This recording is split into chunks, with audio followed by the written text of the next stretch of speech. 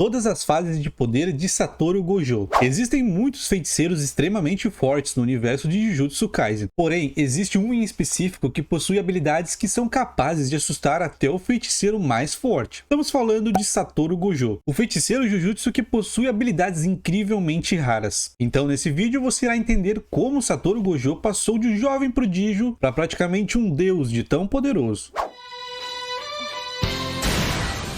Gojo criança. Após o nascimento de Satoru Gojo, foi dito que o equilíbrio do poder do mundo de Jujutsu foi completamente alterado. Isso porque ele foi a primeira pessoa em 400 anos a nascer com o chamado 6 olhos, e com o limitado, técnica que permite o usuário manipular e distorcer o espaço à vontade. A sua técnica de 6 olhos dá ao Gojo uma percepção absurda, e acaba deixando suas outras habilidades mais fortes ainda. As habilidades do Gojo são tão poderosas que desde cedo já haviam recompensas pela cabeça dele. Não temos muitas informações sobre a infância de Gojo, mas sabemos que quando criança ele conseguiu sentir a presença do Toji, isso que o Toji não possui energia amaldiçoada para ser sentido. Ou seja, Satoru Gojo foi o único a sentir a presença do Toji. Isso é simplesmente incrível, pois o Gojo era simplesmente uma criança. Gojo aluno. Em algum momento o Gojo se matriculou da escola Jujutsu, e na sua turma estavam Suguro Geto e Ashoko, e com o passar do tempo ele naturalmente foi melhorando sua capacidade de usar suas incríveis habilidades. Mas ele ainda não conseguia entender 100% dos seus poderes. Mas ele já tinha noção do seu potencial, e até por isso ele era bem arrogante às vezes. Embora essa seja uma das fases mais fracas do Gojo, ele ainda assim era muito forte, sendo considerado um dos feiticeiros mais fortes. Então mesmo com todos os seus poderes, o Gojo pecava pela sua falta de experiência, que fica bem nítida nos combates contra o Toji, onde após uma missão o Gojo estava distraído e Toji simplesmente empala ele pelas costas, onde convenhamos, o Gojo mais velho jamais levaria um golpe desses. O Gojo tinha muita dificuldade em ler os movimentos do Toji, já que ele não possuía energia amaldiçoada. O Gojo até que se esforça, mas Toji é muito experiente e derrota o Gojo no vacilo dele. De forma brutal, Toji quase mata Satoru Gojo. A batalha mostrou para o Gojo que ele não era tão invencível assim. Se fosse qualquer outro feiticeiro, isso teria sido morte na certa. Mas como estamos falando de Gojo, ele simplesmente conseguiu se aprimorar nessa experiência de quase morte. E isso nos leva à próxima fase de poder do Gojo, o despertar de Satoru Gojo. Após o Toji ter dado um golpe brutal no Gojo, Gojo mesmo à beira da morte não desistiu de viver e concentrou toda a sua energia em uma espécie de técnica de energia amaldiçoada invertida, onde ele basicamente transforma energia amaldiçoada em energia positiva e usa para se curar. Mas o Gojo não foi o primeiro a desenvolver essa técnica. A sua companheira de equipe Shoko já tinha desenvolvido essa técnica, porém ela não foi capaz de ensinar o Gojo, pois os feiticeiros aprendem de formas diferentes. Mas enfim, Gojo conseguiu se recuperar e voltou visivelmente mais forte. O Gojo apareceu completamente coringado das ideias. Ele voltou e conseguiu se esquivar do ataque do Toji com a maior facilidade do mundo. E ele não só aprendeu a utilizar sua habilidade de cura, como ele também aprendeu a usar a energia amaldiçoada reversa com a sua técnica azul, criando assim o vermelho, uma técnica devastadora. Essa técnica repele toda a matéria e tem um poder destrutivo que é o dobro do azul. E bom, coitado do Toji, vocês já sabem o resultado. Nesse ponto da história, a força do Gojo já era um absurdo. Mas calma, vai ficar mais absurdo ainda. O Gojo continuou se aprimorando e usou a técnica azul junto com a vermelha para criar a técnica roxa. Essa técnica é conhecida por poucos e ela literalmente tira tudo que ela toca da realidade de forma instantânea. Bom, vocês lembram que ele causou no anime com esse poder. Mas talvez vocês estejam se perguntando como pode haver mais de 3 formas restantes. Nesse nível que ele está, ninguém ganha dele. Mas acredite se quiser, ele consegue ficar mais forte. A próxima fase dele é a adulta, que vemos na primeira temporada de Jujutsu e no filme Jujutsu Kaisen Zero. O ponto é que nessa fase o Gojo aprendeu a usar a sua expansão de domínio, algo que não são todos os feiticeiros que conseguem usar. Satoru já tinha se tornado o feiticeiro mais forte quando aprendeu a usar o roxo, mas a partir do momento que ele passou a usar a expansão de domínio, acredite se quiser, o Gojo subiu para outro patamar de poder. Até os feiticeiros mais velhos possuem muito medo do poder dele. Já pensou se o Satoru Gojo dá uma de Geto e vira do mal? Não sobrava um feiticeiro Jujutsu. O Gojo sempre teve plena confiança no seu potencial, tanto que às vezes demonstra uma grande arrogância. Ele se acha praticamente invencível. Uma vez o Yuji perguntou se ele venceria o Sukuna. Ele disse que se o Sukuna conseguisse seu poder máximo, daria uma canseira nele, mas que ele com certeza ele venceria. Podemos ter uma amostra do poder do Gojo nessa fase durante o episódio 7, quando uma maldição de grau especial cria uma emboscada para ele. Isso leva o Gojo a ter que usar o vazio infinito, uma técnica muito poderosa, que foi capaz até de suprimir a expansão do inimigo. Bom, mas qual é o efeito dessa técnica? O vazio infinito faz com que o inimigo fique numa espécie de transe, bombeando uma quantidade de informações tão grandes que o adversário não consegue ter reação. Ou seja, você não consegue pensar direito, consequentemente também não se move. O inimigo fica assim até que seja morto. Agora restam apenas duas fases de poder do Satoru Gojo. E antes de irmos para a forma mais forte do Gojo, vamos para o Gojo do arco de Shibuya. O incidente de Shibuya foi planejado pelo Kenjaku, com o intuito de dar um fim ao Gojo. Gojo lutou contra vários espíritos amaldiçoados muito fortes. Logicamente, em situações normais, espíritos amaldiçoados não teriam a mínima chance contra o Gojo, mas existia um fator que atrapalharia muito a vida do feiticeiro Jujutsu. Devido à alta quantidade de civis no local, o Gojo não poderia ativar sua expansão de domínio, mas mesmo com essas dificuldades, ele ainda estava levando a melhor. Mas o Gojo percebeu que aquela batalha no local poderia levar muitas vidas inocentes, então o Gojo surpreendeu a todos mais uma vez com as suas habilidades. Ele usou a expansão de domínio dele por apenas 2 segundos. Ele calculou quanto tempo era necessário para apenas deixar os humanos inconscientes e sem nenhum efeito colateral, mas em compensação, as maldições mais fortes não ficariam muito tempo na sua expansão de domínio. Eles ficariam apenas inconscientes por alguns minutos, tempo suficiente para matar mais de 1000 maldições em menos de 5 minutos e salvar todos. O Gojo não despertou nenhuma habilidade incrível como nas fases anteriores, porém, mais uma vez Gojo mostrou uma evolução de suas habilidades já existentes, aumentando ainda mais o seu patamar de poder. Logo depois, o Kenjaku rastreia o Gojo e é enviado para o reino da prisão, mas não é o fim dele, porque depois ele sai e enfrenta simplesmente o Rei das Maldições, o Anjo Caído, a batalha mais difícil da sua vida, contra o Ryomen Sukuna. E durante essa batalha, ele fica ainda mais forte, e assim desbloqueou a sua forma mais poderosa. Assim que ele foi libertado do reino da prisão, ele foi atrás do Kenjaku, e antes que o Gojo pudesse matar ele, o Sukuna interrompe os dois, e eles marcam uma luta com data e tudo. O dia é 24 de dezembro. Chegamos no grande dia. A técnica roxa do Gojo já é muito forte, mas nessa fase o Gojo eleva a técnica para outro patamar. Por causa da técnica da Alta-Hime, os feiticeiros conseguem amplificar temporariamente a sua energia amaldiçoada. Graças a isso, o Gojo usou sua técnica roxa Oka, que aumentou em 200% o seu poder. Embora tenha sido impressionante, a técnica só serviu para ferir gravemente um dos braços do Sukuna, e logo se regenera sem dificuldade nenhuma. Com o decorrer da batalha, podemos ver a incrível batalha entre domínios, o vazio limitado versus santuário malévolo. Aparentemente uma batalha equilibrada. Isso porque a expansão do santuário malévolo cria um espaço fechado e separado, tendo capacidade de criar o domínio sem barreiras. Como comparação, foi usado um pintor que, em vez de pintar dentro de um quadro, pinta no ar. Embora parecido, o domínio do Sukuna ultrapassa a barreira do Gojo e consegue quebrar ele de fora, causando um grande problema para o Gojo, já que ele fica completamente exposto aos golpes do Sukuna. Mas mais uma vez o Gojo mostra toda a sua genialidade, criando domínios simples para poder se curar rapidamente e continuar lutando. E ele em seguida faz algo absurdo. Ao invés de usar sua técnica reversa para se curar, ele usa para restaurar sua técnica de maldição, de forma que até o Yuta ficou maluco quando viu o que ele fez, pois seria logicamente impossível. No próprio final do mangá, o narrador diz que o senso comum não irá prevalecer nessa batalha entre Gojo e Sukuna. Esse vídeo é baseado nas informações até esse ponto específico da história. A luta dos dois ainda está rolando. Será que o Gojo vai conseguir se superar mais ainda? Deixe sua opinião nos comentários. E se você chegou até aqui, muito obrigado mesmo, valeu por acompanhar. E claro, se você está vendo isso no YouTube, não esqueça de conferir os vídeos que estão aparecendo aí na tela. E não esqueça de deixar o seu like e se inscrever no canal. Valeu e até o próximo vídeo.